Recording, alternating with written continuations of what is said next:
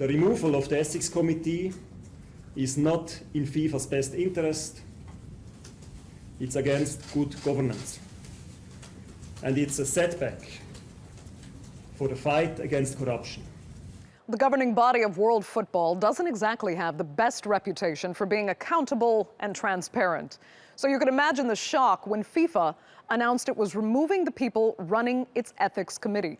The sacked judge and prosecutor led investigations that brought down disgraced former president Sepp Blatter and other top officials. Now, both men have called the decision to remove them political, saying FIFA boss Gianni Infantino clearly doesn't want corruption investigated too deeply. FIFA says it's simply replacing them with candidates better suited to the role. And critics of the committee say corruption had been rife under their leadership for years, and they were only recently pursuing dodgy officials. So what was behind the decision? Were they probing too many inconvenient truths? Well, to discuss that, I'm joined now from Zurich by Jamie Fuller. He is the co-founder of the campaign group calling for New FIFA Now, and veteran sports commentator and public relations advisor Klaus Stocker. Thanks both so much for joining us. I think it's safe to say that FIFA firing its ethics committee looks about as good as Donald Trump firing his FBI director. So, Jamie, let me start with you. Why did they do it?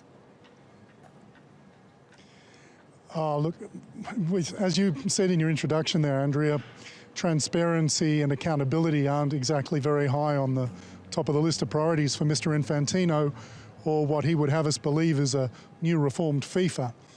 I think he's taken a leaf out of Donald Trump's book. I think it's interesting to hear Mr. Infantino last week again talking about fake news as well.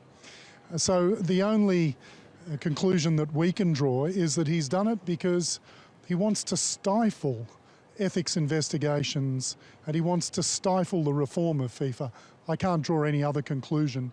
But having said that, I must say, the departure of Messrs. Eckert and Borbely isn't necessarily a bad thing, but I'd take issue with the way that it's been done. Klaus, did it make you suspicious? I think nobody is defending corruption at FIFA.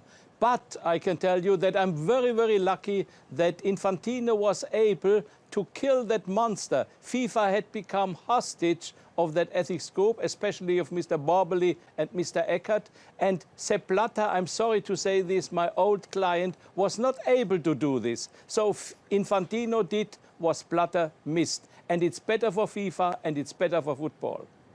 Okay, do you feel then that Gianni Infantino, Klaus, is the best man to be leading FIFA right now?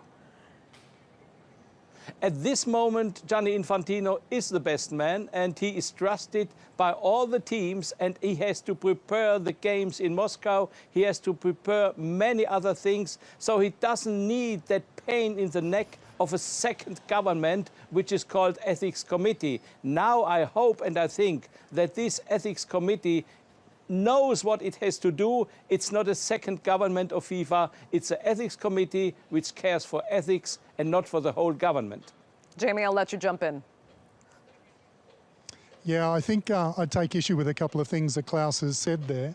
The way Klaus describes it, it's almost like he was saying that in the Blatter era, the ethics committee was a finely tuned, well-oiled running machine. The harsh reality, as far as Messrs. Eckert and Borbely is concerned, is it's taken the intervention of the FBI and the Swiss federal prosecutors for them to get off their backsides and do some jobs. I mean, it's impossible to defend the lack of action, the inertia of the ethics committee under Mr. Blatter. But like I said before, having said that, there's a proper process that one should go through for a transition like this.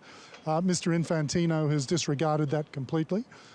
He will have pushed back, he'll put back the whole progress of ethics investigations by years with the way that they've done this. And I think both of the gentlemen deserve to have a greater opportunity to have had a smooth transition without it being an instant guillotine. Go ahead, Klaus. I'll let you respond to that before I move on. That is not at all true. The American intervention of the Clinton government was a pure political intervention. And now with the Trump government, I think the whole case is finished. and I'm very glad about this. You see, I'm not against ethics committee. It's really important. Blatter was not against ethics committee. He invented it, he introduced it, and Infantino is not against ethics committee. But we are against Swiss lawyers or German lawyers like Borbeli and Eckert, who are really overstating their wonderful paid position.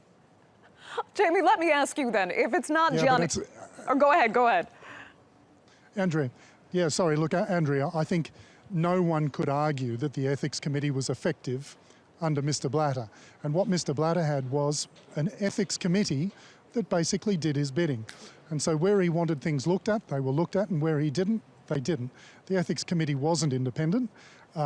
Mark Peet, you could only speak to the Swiss lawyer Mark Peet, who held a senior role on the ethics committee. He chaired the ethics committee, and he'll tell you the lack of progress, the constant inertia, and the interference from FIFA and particularly the executive committee. I mean, it's no coincidence that we've seen so many members of the FIFA executive committee wiped out as a result of, and I agree with Klaus, the interference of the Americans. But what do we expect when FIFA is just continually feeding and driving this culture of corruption, which has been going on for decades, back to Mr. Blatter's predecessor?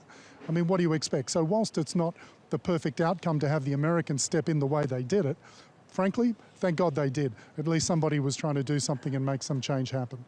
Klaus, I was going to move on, but seeing you roll your eyes like that, I need to find out what you're thinking.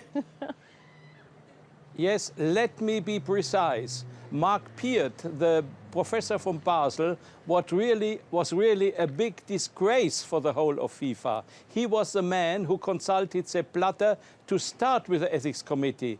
But Blatter never thought that this ethics committee would grow and grow and grow and overstate its position.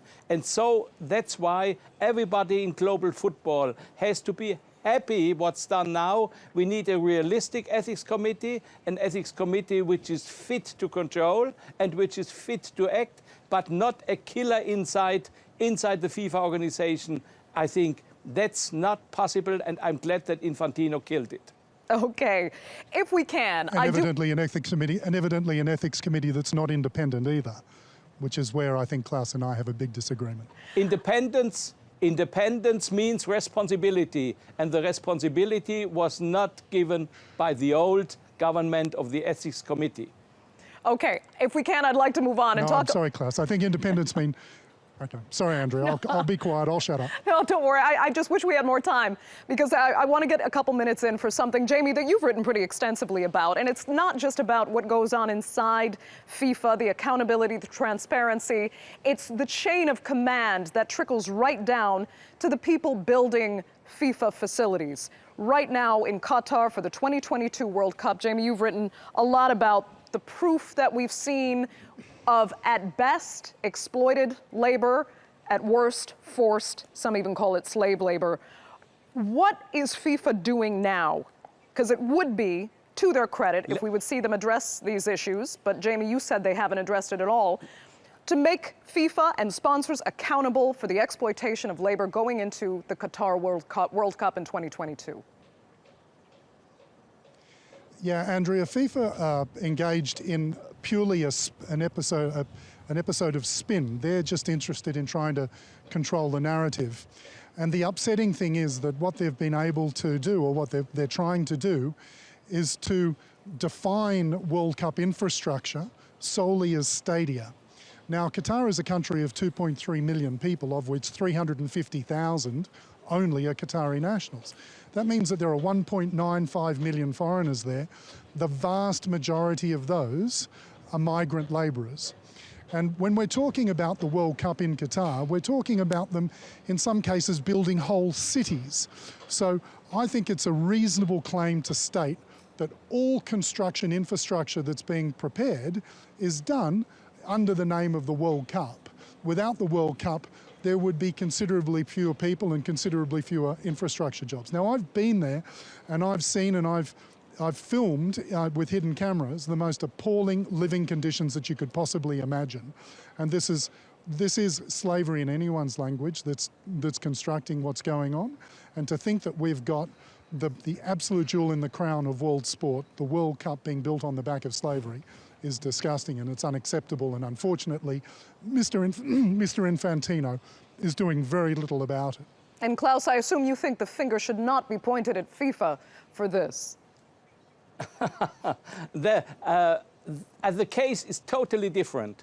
I was in Nepal 2 years ago and I looked at these people going to the airplanes and wanted to enter to fly for Qatar. They were happy to go to Qatar. They got about $200 a month in Nepal if they were well paid, but they got $800 to $900 a month when they had the job in Qatar. So the Nepalese were very, very happy to fly from Nepal to Qatar to have a good work there. Now we know if you look from Western Europe, it's a different case, but you have to have the view from Asia, from Nepal, one of the poorest countries in the world. And the Nepalese wanted to work, they want to work in Qatar, and even the government wants them to work to get money back by billions from the Qataris. So, Jamie, it's a privilege for them. Andrea, it's a let's be privilege clear. for them, yes. Klaus has in their view, Klaus it's a privilege. In people. our Western European view, hold on, let me let Jamie finish. I think. Yeah, No, Andrea, let's be clear. Klaus has spoken to these people before they've left. Before they've left. Hold on. Klaus has spoken to these people before they've left Nepal. I've spoken to them after they've arrived in Qatar, and the living conditions are disgusting. They're horrendous. They can't change jobs. They have to submit their passports whilst they're there. We're talking about there was devastation from the Himalayan earthquakes. Many Nepalese were refused permission to go back for funerals for their family members. This is a controlled construction program, which is slavery in anyone's language. And you've got to talk to them after they've been there, not before, when they're all excited to get on a plane and go. Okay, Jamie and Klaus, so unfortunately we're out of time. Klaus, I'm sorry I couldn't get your final reply there, but I'd like to thank you so much for joining us both on the Newsmakers.